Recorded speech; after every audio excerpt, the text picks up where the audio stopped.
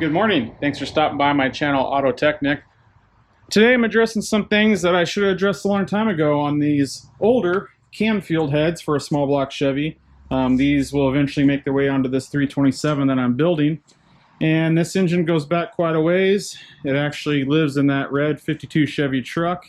And I built this 327 back in 1998, I believe, 98, 99 with my father.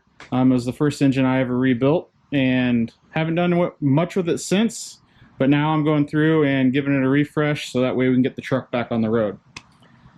Anyways, today's topic is these heads, and like I said, these are the older Canfield heads, which I believe Canfield's no longer in business, and it's kind of vague on the internet what happened to them and if they morphed into another company.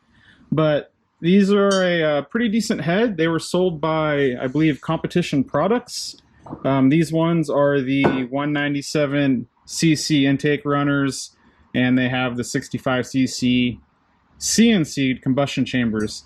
And these heads, you can see the part number there, and they're cast from 98. So these are definitely some older heads, but they served me well over the years. So since I'm going through this engine, obviously I took the valves out because I was replacing the valve seals, and I was quickly reminded of this pretty big casting lip right in the throat of the ports on the intake and exhaust. And I vaguely remember noticing this when I first bought these heads, but they came fully assembled, and I was pretty young at the time and inexperienced, and I didn't really know any different, and we assembled them onto the engine and ran it as is. And now, knowing what I know now, this definitely needs to be fixed. It's the casting joint where the two halves of the casting meet, and I think their intention was, once they would machine out the seat for the valve seats, that it would get rid of most of that, but it's actually just below the valve seat.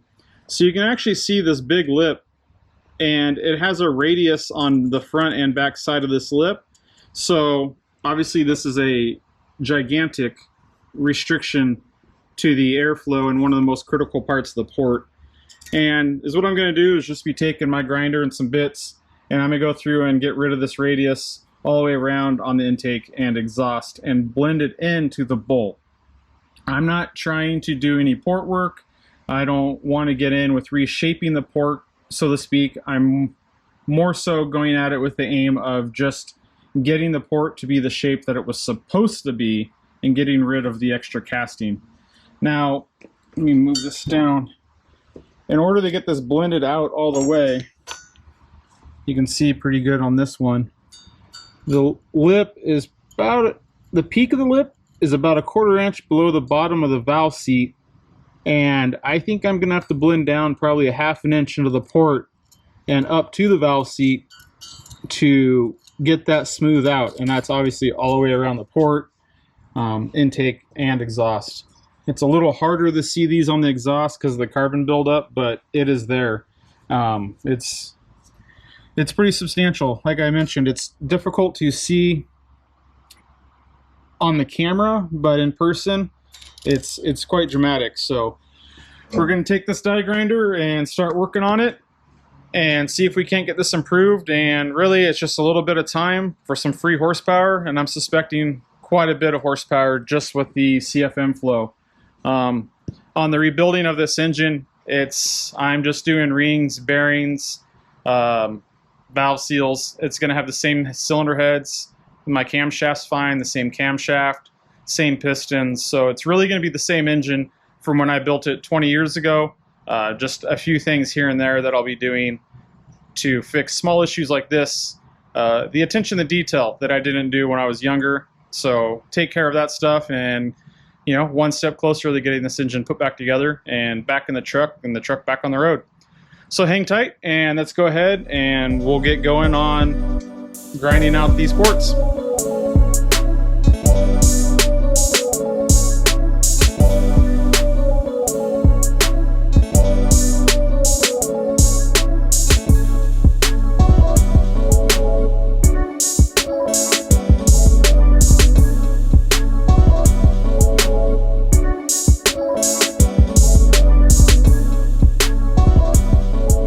All right, got them roughed out with the die grinder. Is what I did is I was trying to keep the die grinder 90 degrees to the valve seat and just knock the ridge off. I wasn't trying to...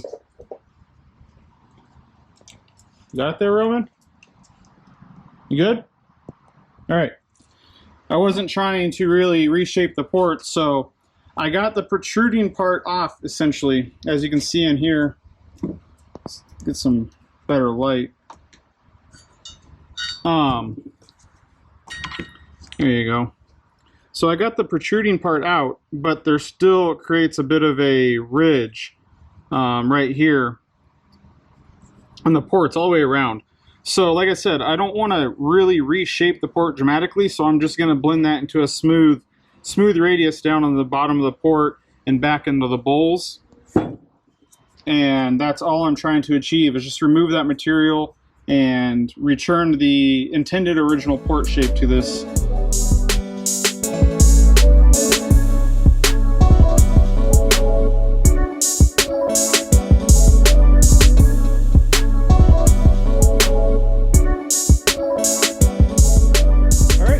Finished roughing these out with the carbides, and as you can see in the ports, I really tried to stay a ½ inch, maybe 3/4 of an inch in the port. I did not want to take much material out, especially on the short turn radius of both intake and exhaust. That's very critical for airflow there. I just, like I said, went 90 degrees in and then just rolled that edge over to match what was already there without really trying to reshape the port. You can see, really didn't go in that far, didn't end up removing a terrible amount of material. I think this would probably better be described as a bowl blend than just kind of get rid of that casting. But in all reality, this is how the head should have been in the first place. But when these heads came out, they were an economical choice. I think that was probably around $1,000 for both heads back in '98. So it was a pretty good price. So, I mean, you get what you pay for. And a little bit of time spent here, and it's going to get them cleaned up to be quite a bit better than they were.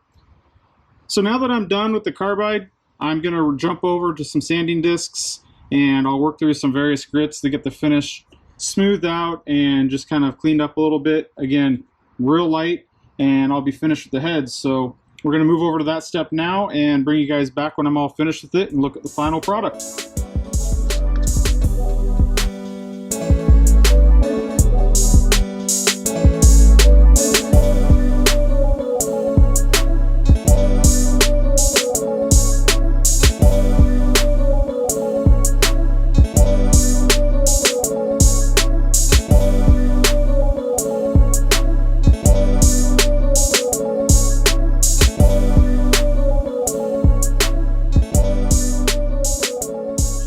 All said, I'm probably about an hour into this project. Just finished up with them. Pretty happy how it came out. I'll give you guys a good look here of what we ended up with. And it came out as I expected. So now, before I start reassembling this engine, there's a few more things I need to do. My bearing clearances with my first set of bearings I bought were a little too tight, so I bought another set of bearings. So I need to go ahead and measure out those clearances, make sure they're good. I also need to go ahead and deburr the block, clean up some oil passages, and there's also a little bit of work I'm going to do to the top of the cylinders where the cylinder head meets. So guys, I'd really appreciate it if you guys go to my channel, look at my playlist, and watch those videos. If you have comments on what I'm doing, please drop them below. I'd love to hear what you guys have to say. Thanks for watching.